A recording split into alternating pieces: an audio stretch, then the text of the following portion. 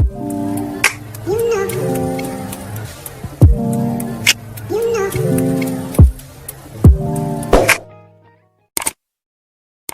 Morning everyone. आज आपण start करणार आहे मेंडेलिव्हज पिरियडिक टेबल. आपण सायन्स 1 चा सेकंड चॅप्टर सुरू केलेला आहे. त्यामध्ये आपण 3 लेक्चर आतापर्यंत कव्हर केलेले आहे. त्यामध्ये आपण इंट्रोडक्शन, डोबिनेट्स ट्रायड्स आणि न्यूलँड्स लॉ ऑफ ऑक्टेट असे 3 टॉपिक आपण त्या ठिकाणी कव्हर केलेले आहे.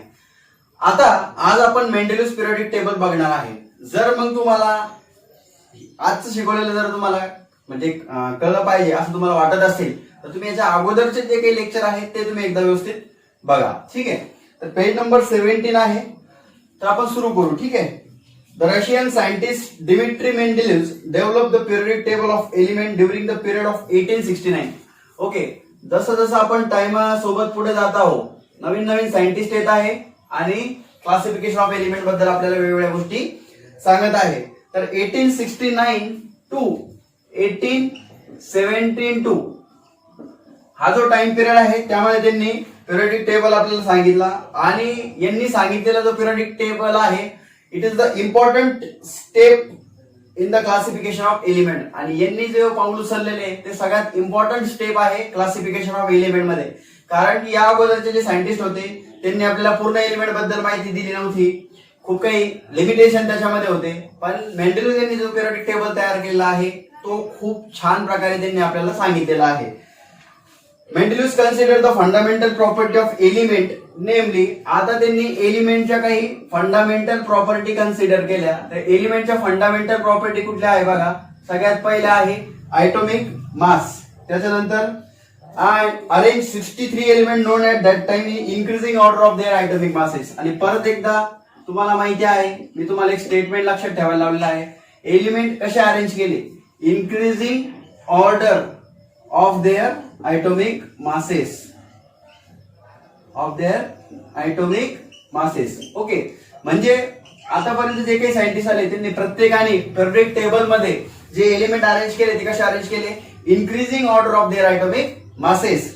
त्यामध्ये then is transformed into periodic table of element according with the physical and chemical property of this element. आणि त्यांनी जे काही एलिमेंट मग पिरियडिक टेबल मध्ये ठेवले तर ते कसे ठेवले फिजिकल आणि केमिकल प्रॉपर्टी नुसार त्यांनी त्या ठिकाणी एलिमेंट ठेवलेले आहेत.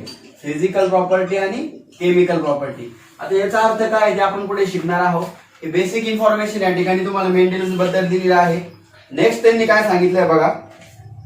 मेंडेलिव्ह organise periodic table on the basis of chemical and physical property. आता सांगितलं त्यांनी जो पिरियडिक टेबल तयार केला तो कुठल्या बेसिसवर तयार केला फिजिकल प्रॉपर्टी आणि केमिकल प्रॉपर्टी. म्हणजे एलिमेंटच्या त्यांनी दोन्ही प्रकारच्या प्रॉपर्टी विचारात घेऊन त्या ठिकाणी पिरियडिक टेबल आपल्याला सांगितलेला आहे. These were the molecular formula of hydrates and oxide of elements, melting point, boiling point, density of the elements and hydrates and oxide. तर मग फिजिकल प्रॉपर्टी आणि केमिकल प्रॉपर्टी कुठल्या असू शकतात तर एलिमेंटचा मेल्टिंग पॉइंट असेल, बॉइलिंग पॉइंट असेल, त्यानंतर मग डेन्सिटी असेल एलिमेंटची आणि त्याचे फॉर्म्युले असतील हायड्राइड्स आणि ऑक्साइड्स. तर हे काय आहे हे आपण नेक्स्ट पार्ट मध्ये शिकणार आहोत. Mendeleev found that element with the similar physical and chemical property repeat after definite interval. त्यांनी काय सांगितलं आपल्याला एक डेफाइनेट इंटरवल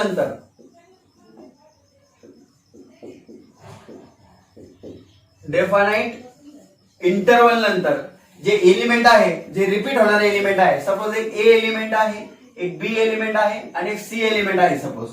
तर आपण असं कन्सिडर करू 2 इयर. ओके. टाइम इंटरवल किती आहे 2 इयर. प्रत्येक 2 वर्षानंतर जे एलिमेंट आहे त्यांच्या फिजिकल प्रॉपर्टी आणि केमिकल प्रॉपर्टी त्या कशा असतील सेम असतील असं आपल्याला कोणी सांगितलेलं आहे मेंडेलिव्ह यांनी सांगितलेलं आहे. एक डेफिनेट टाइम इंटरवल नंतर जे एलिमेंट रिपीट होतील त्यांच्या फिजिकल आणि केमिकल प्रॉपर्टी कशा असेल सेम असेल. तर मग on the basis of finding Mendeleev stated following periodic law. तर आपल्याला या ठिकाणी मेंडेलिव्ह पिरियडिक लॉ लक्षात घ्यायचा आहे. मेंडेलिव्ह यांनी आपल्याला एक लॉ सांगितलेला आहे. 1 मार्कासाठी हा लॉ विचारला जातो बट याचं महत्व हे 100% पूर्ण चॅप्टर साठी खूप गरजेचं आहे. तर लॉ असा आहे property of elements properties of element are properties of elements are periodic function of their atomic masses.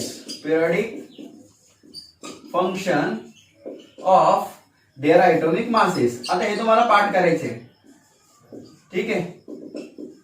काय आहे? Property of elements are the periodic function of their atomic masses.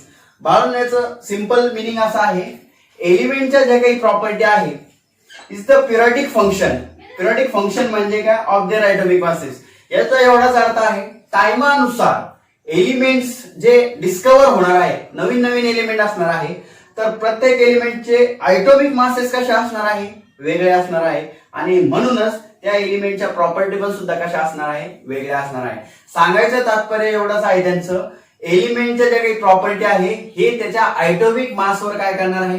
Depend करणार आहे. आणि पिरियडिक फंक्शन म्हणजे काय? कारण टाइमानुसार आपल्याला खूप सारे एलिमेंट भेटत चालणार आहे, बरोबर आहे की नाही?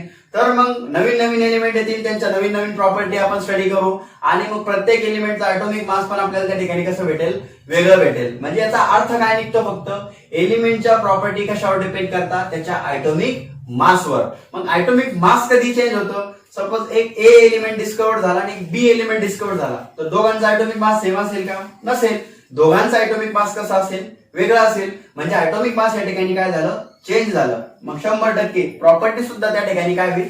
चेंज होतील. हा, असं असू शकतं त्यांच्यामध्ये दोघांमध्ये खूप साऱ्या प्रॉपर्टी सेमही असू शकतात, बट 100% पूर्ण प्रॉपर्टी सेम असणार का? नाही. काही प्रॉपर्टी अशा असेल का त्या वेगळ्या सुद्धा असतील. म्हणून एलिमेंटच्या ज्या प्रॉपर्टी आहेत त्या एलिमेंटच्या ॲटॉमिक मासवर काय करता? डिपेंड करता. पिरियडिक फंक्शन म्हणजे टाइमानुसार ते चेंज होता, असा लॉ आपल्याला मेंडेलिव्ह यांनी दिलेला आहे. आता या ठिकाणी मेंडेलिव्हचा एक टेबल त्यांनी या ठिकाणी दिलेला आहे. या टेबल मध्ये तुम्हाला काय लक्षात घ्यायचंय बघा, खूप सिंपल टेबल आहे. याच्यामध्ये जास्त काही दिलेलं नाहीये. मेंडेलिव्हज पिरियडिक टेबल या ठिकाणी हा जो टेबल आहे यामध्ये त्यांनी काय दिलेलं आहे? The general molecular formula of compound as shown as. आता मॉलिक्युलर जो काही फॉर्म्युला आहे तो कसा शोन केलेला आहे? R2O R2O3. तर बाळांनो या ठिकाणी R म्हणजे काय आहे? ओके, हे तुम्हाला मी नंतर सांगतो. Upper part of Mendeleev period are written as, आणि नंतर त्यांनी हा फॉर्म्युला असं सुद्धा लिहिलेला आहे. ओके, तर अगोदर आपण असं लिहायचो, आता आपण असं लिहितोय. दोघांमध्ये तसा काहीच फरक नाही, तुम्ही कसं लिहू शकता. यामध्ये आर म्हणजे तुमचं काय आहे? एलिमेंट आहे. आर म्हणजे काय आहे? एलिमेंट आहे. जसे वेगवेगळे एलिमेंट या ठिकाणी दिलेला आहे, तर त्यामध्ये सपोज तुम्ही आर ला तुम्ही हायड्रोजन कन्सिडर केलं तर तुमचा फॉर्म्युला काय तयार होईल? आरच्या ठिकाणी हायड्रोजन H2O. आर ला तुम्ही या ठिकाणी परत हायड्रोजन कन्सिडर केलं तर H2O3, किंवा कुठलाही एलिमेंट तुम्ही त्या ठिकाणी कन्सिडर करू शकता. R stands for elements. तर आपण या ठिकाणी मेंडेलिव्ह पिरियडिक टेबल आणखी डिटेल मध्ये नेक्स्ट लेक्चर मध्ये बघणार आहे. अगोदर त्यांचा आपण इंट्रोडक्शन ऑफ सायंटिस्ट मध्ये त्यांचा जन्म आणि मृत्यू 1834 ते 1907.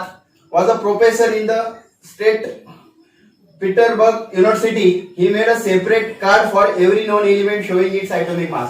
तर बाळांनो त्यांनी असे कार्ड्स बनवले होते एलिमेंट साठी. त्यांनी असे कार्ड्स बनवले होते आणि प्रत्येक elements belong to the one card. म्हणजे एका कार्डला एक एलिमेंट, जसं इथं हायड्रोजन असेल आणि त्याच्या खाली त्याचा ॲटॉमिक मास, म्हणजे एका कार्डवर एका एलिमेंटचं नाव आणि त्याची डिटेल इन्फॉर्मेशन, असे त्यांनी कार्ड्स त्या ठिकाणी बनवले होते. कार्ड्स खेळण्याचे ते खूप शौकीन होते म्हणून त्यांनी कार्ड्सवर तसं तयार केलं होतं. He arranged the cards in the accordance with the atomic masses and property of element resultant in the invention of periodic tables. ठीक आहे, तर त्यांनी कार्ड्स असे अरेंज केले का तुमचं ॲटॉमिक मास काय होत जाईल? इन्क्रीज होत जाईल. त्याच्यानंतर त्याच्या प्रॉपर्टी पण कशा होतील? मॅच होतील. जसं पिरियडिक टेबल मध्ये दिलेलंच आहे. मी तुम्हाला नेक्स्ट लेक्चर मध्ये सांगणारच आहे हा पिरियडिक टेबल कसा आहे, काय त्याच्यामध्ये दिलेला आहे. तर सध्या जे इंट्रोडक्शन मी तुम्हाला दिलेलं आहे हे तुम्हाला जर एकदा व्यवस्थित लक्षात आलं तर मग मेंडेलिव्ह पिरियडिक टेबल तुम्हाला समजायला सोपा जाणार आहे. तर इथपर्यंत तुम्ही एकदा व्यवस्थित रिडिंग करून नोट्स तयार करा. जर काही अडचण असेल तर मला तुम्ही मेसेज करा, ठीक आहे. आणि सगळ्यात महत्त्वाची गोष्ट, आपल्या चॅनलला सबस्क्राईब करायला विसरू नका.